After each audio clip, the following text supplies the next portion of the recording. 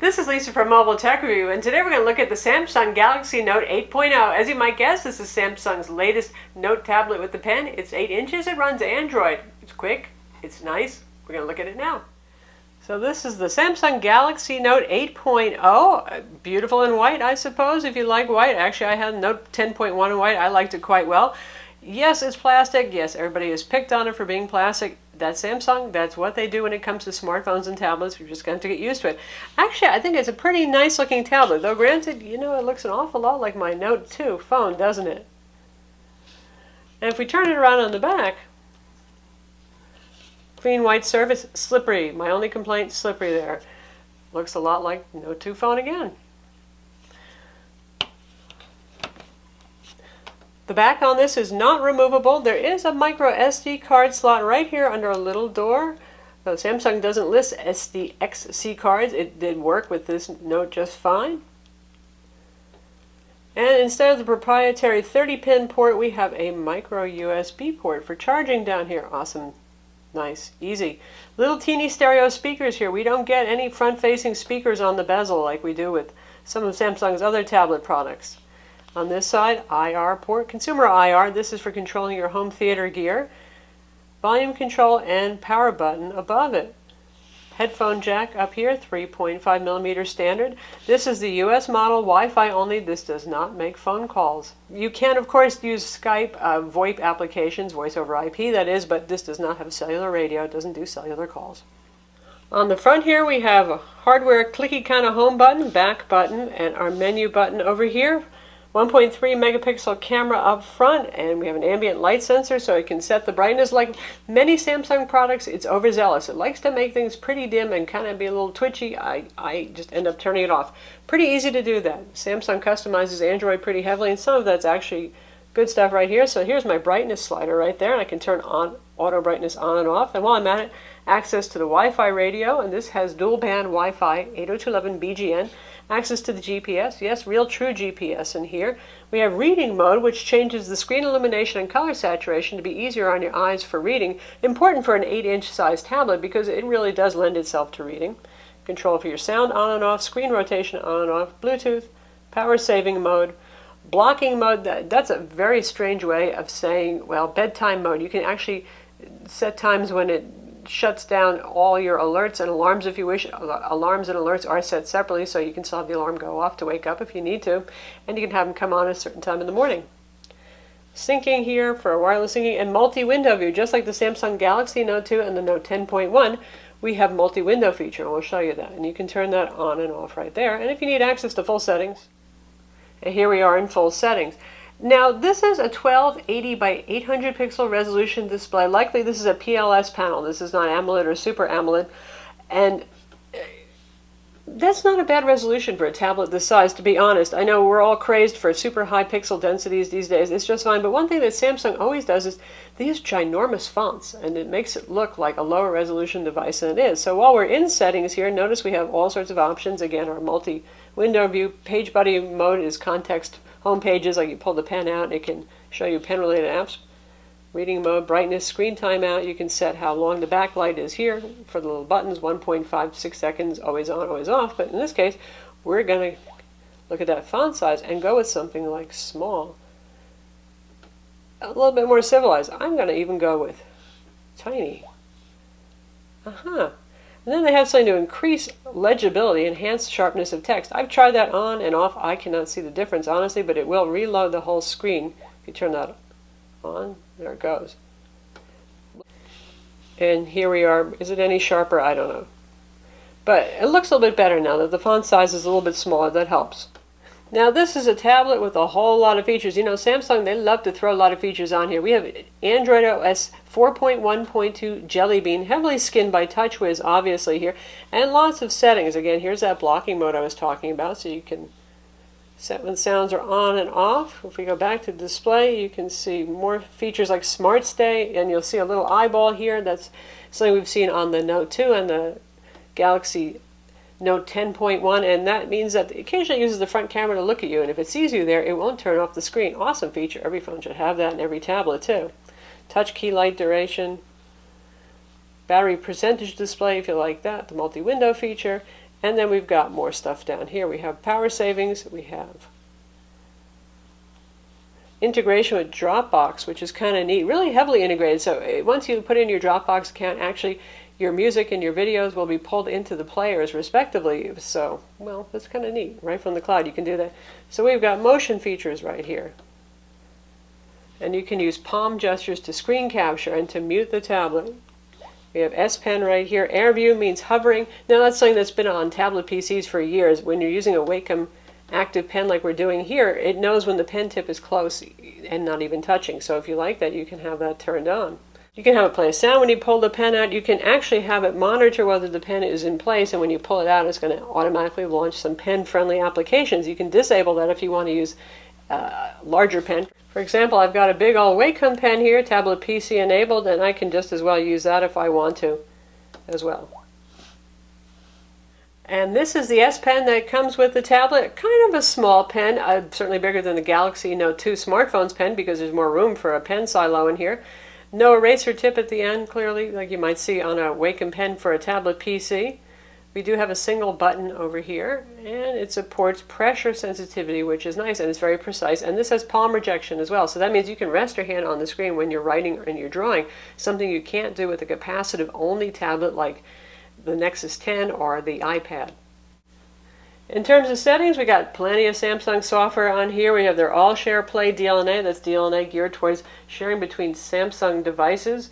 They have a customized version of the calendar, as always, instead of the standard view. My Files, a basic file manager. They have their own video player, their own music player. The video player is handy because it supports more formats than the standard built-in Google video player. So if you're using DivX or something like that, you'll have good luck with that. Google Playbooks, all the standard Google apps are on here as well. We have Polaris Office on here, and this is a version that can actually create MS Office documents as well. That's always great stuff.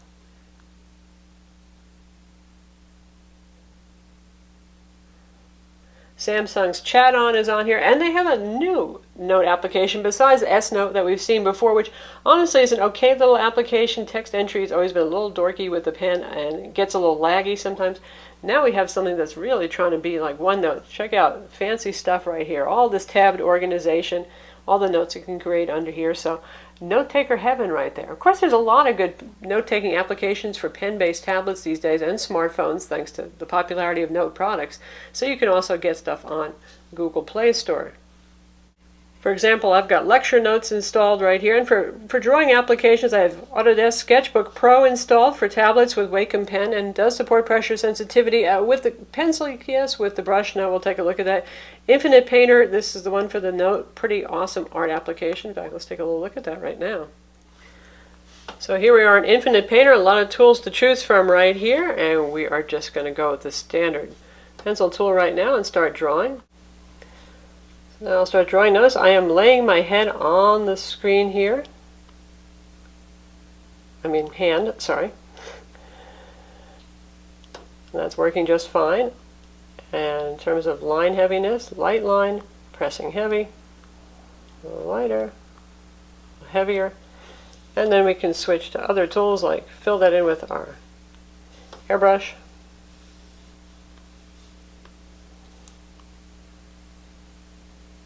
So, you digital artists, you'll have fun with this, no doubt. And now for those of you who are note takers rather than artists, here we are in lecture notes, and you can see that I've been writing over here. It works just fine. Again, I am resting my hand on the glass, working perfectly well. And now we're in Awesome Note, which again is, well, I don't know if it's awesome, but it's a pretty cool application. And I can use the on-screen keyboard here, and if I press and hold on the gear, I can choose to use handwriting recognition instead.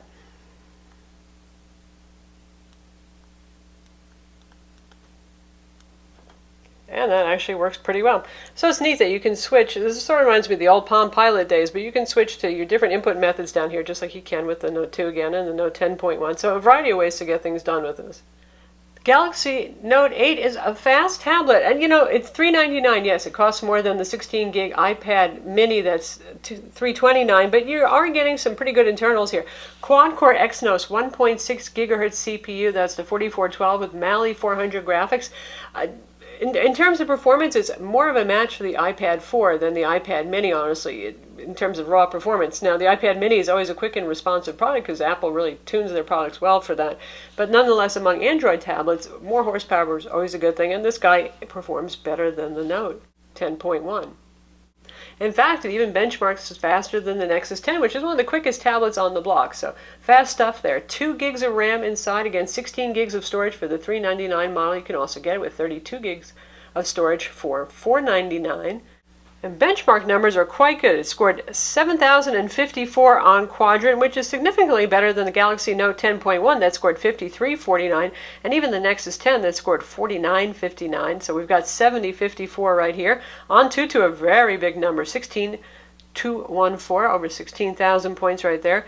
GL Benchmark 2.7, the Egypt 2.5 HD test. 18 frames per second on and off screen. That's not bad. It's not super duper exciting there, but it's pretty solid. SunSpider, a quick number, 1024. And Geekbench 2 was 2133. Now that's a little bit under the Nexus 10 that scored 2527 on Geekbench 2, but still very good. And in comparison, the iPad mini scored 752, a lot slower. Now the iPad 4 scored 1766, so you get the idea of what kind of performance you're talking about inside. Experientially, despite all of the heavy customization that Samsung does with the UI here, we've got some very heavy widgets like Flipboard running right now. It feels quick, it feels responsive. We have a lot of applications running in the background right now, and you can see everything that's going on right here. It's just insane. And it holds up just fine. It does help that it has 2 gigs of RAM. So in terms of performance, this guy is fast. This is faster than the Nexus 7, which is certainly much more affordable at $199. But beyond performance, because let's face it, most of us who just use these for everyday tasks and some gaming, even the Nexus 7 is pretty fast. This is really for folks who value the pen input. Now this has a consumer AV remote, as I noted, and the IR is on this side, so you're probably going to be using most of your consumer control apps in landscape mode. You get both Peel here and Samsung's Watch On. Now Samsung Watch On actually didn't even know about all the major cable providers in our area, and that's pretty surprising, especially because Samsung's Richardson headquarters is right next door to us. You'd think this area would be covered, but besides that, let's just take a look at the UI. It's very content-centric, and here we have the AV controls. We've already set them up, so I can turn cable box and TV on and off. That's what it's set up to handle. Basic volume, channel, number pad right there, and then we've got TV guide, we've got a timeline, pretty much standard stuff they're used to seeing there, so it's pretty handy. That's nice. And we've also got Peel on board if you prefer that as well. Nice feature to have, a little value add over most other tablets on the market these days. Samsung includes both the older Internet web browser, as it was labeled, that's the old WebKit web browser, and Chrome on here. Sometimes Jelly Bean tablets, they omit the older Internet browser. Samsung leaves it here because they like to customize their browser. So they give you some custom stuff that you can do right here. The other nice thing about having this as well, good old Adobe Flash. For those of you who want to sideload Adobe Flash, it's no longer included with tablets.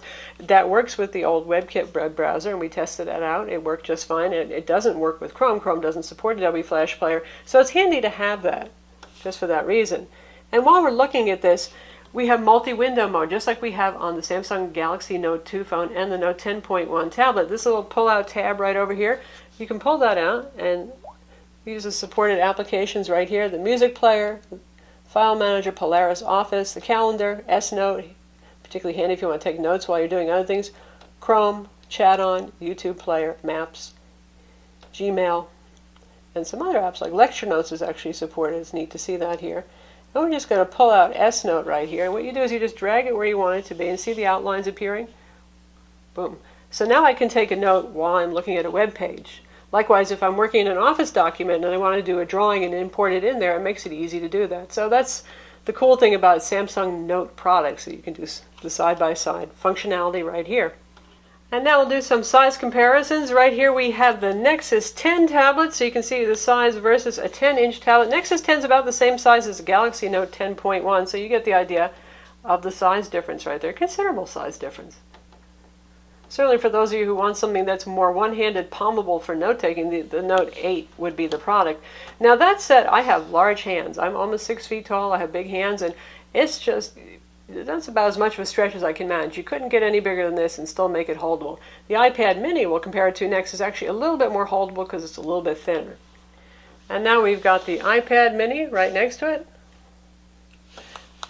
Similar footprint, but in terms of width, the Galaxy is a little bit taller though. It's also a little bit thicker, and that makes a difference when you're holding it. Of course, the big difference is the materials here. We have the usual shiny, plasticky Samsung thing going on versus the nice, cool metal background on the iPad.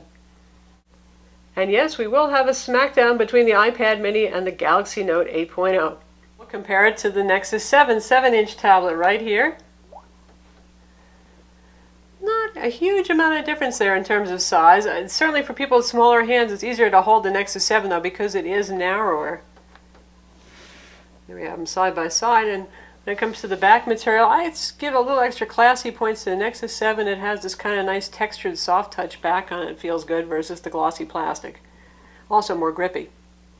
And lastly, right here we have the Amazon Kindle Fire HD 8.9 inch. Let's be real, let's call that 9 inches. It's pretty close to 9 inches, so just a little bit bigger. But what do you get here? A full HD display. So really nice display, but obviously no pen input and no standard Android. You get a highly customized Android operating system. But in terms of difference in size between the 8.9 or 9 inch tablet and the 8 inch tablet, there is still a noticeable difference right there. And now we're in Samsung's own video player. Again, this one supports more formats and it has little animated previews, so that's pretty cool. And we're going to check out playback. First, let's talk about the display though. 1280 by 800 pixels, that's okay by me with an 8-inch display size. Really, videos look just great. Nice screen, good color saturation, you know, a little bit exaggerated. This does have vivid mode. We're not using vivid mode right now. Nice thing about Samsung though is they give you a couple of different color renditions to choose from in settings.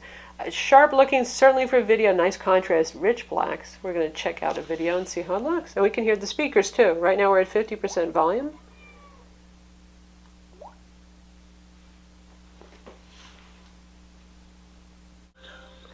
And you can hear the speakers at 50% volume. Not bad. You know, not the worst thing I've ever heard. Folks have really picked on them a lot.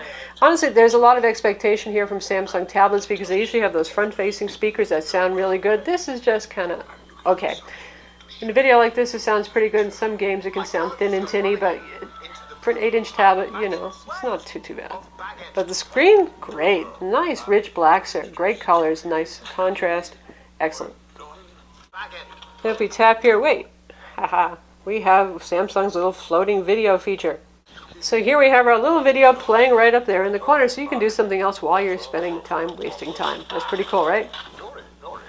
And now for gaming, given the fact that this has a very fast CPU and GPU, and here we're going to try out Real Racing 3. Load times on the game are pretty good. It's noticeably faster than the Transformer line, have slower internal flash storage memory. Some reflections on the cars. I don't see a whole lot of optimization going on for the Exynos by the folks who make Real Racing 3 here, unfortunately. It's not that the tablet can't handle it. We do get rear reflections there, rear view mirror.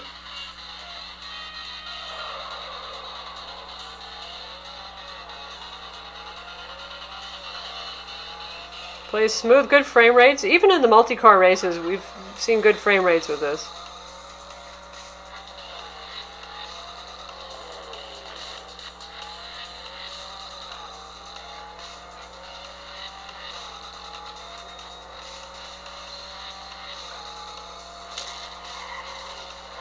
And there it is, Real Racing 3 on the Galaxy Note 8.0.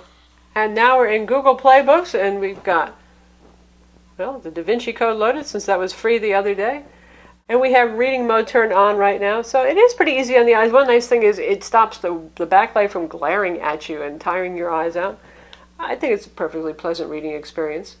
And now the camera, 5 megapixels, don't get too excited. Now, it's not a horrendous camera, it's just not a really impressive camera. And for $399 in an 8-inch tablet, you like to see the best of the best. Not exactly the best of the best here, but we do have a lot of settings available to us. Samsung is pretty good with that software stuff going on. GPS tagging, self-recording, recording mode, effects, exposure, timer, white balance, outdoor visibility. All sorts of features are here. Now for video recording, only 720p out the back. That's pretty surprising, but Hey, most tablets these days will give you 1080p. And we have a front 1.3 megapixel camera. It does a fine job. It's great for Skype and Google Talk chat. As I mentioned, the battery is sealed inside here. This is not a removable cover, much as it might look like a Galaxy Note 2 phone with a removable back. Battery life has not been the strong point on this tablet, I have to say, especially compared to the iPad mini, which of course does have a lower power CPU. But even compared to our Nexus 7, so far we've been going about 5.5 hours on a charge, maybe 6 hours on a charge, compared to about 10 to 11 on the iPad mini and 7 to 8 on our Nexus 7. So that's the penalty you're going to pay for having a really fast CPU in here, and GPU also for graphics. Battery life is not stunning on this. All in all, there's a lot to like about this tablet, especially if you're an artist or a note taker. It's really just a great size for that kind of thing. It's also super fast, responsive. You get a sense of you're going to be future-proofed here for a while because, well, it is pretty much a cutting-edge CPU in here, 2 gigs of RAM. Expandable storage inside, but yes, it is expensive. If you're just looking for an everyday tablet, even one that's pretty darn good at gaming already, the Nexus 7 for $199 is that. With a Tegra 3 CPU, it can do those things. So I would say that this is particularly for you graphic artists out there and you note takers. That's going to be the big selling point of this and why you're going to spend the extra bucks on it. So that's the Samsung Galaxy Note 8.0. It's available now, $399 for the 16 gig, and yes, it is kind of expensive, but for those of you who want that digital pen in a more portable size versus the 10-inch Note, it really is a great size for note-taking and quick sketching. It has its appeal, certainly. Very fast, nice-looking screen. Consumer IR remote for controlling your AV gear. It's got some pretty cool stuff. I'm Lisa from Mobile Tech Review. Visit our website for the full review, and don't forget to subscribe to our YouTube channel.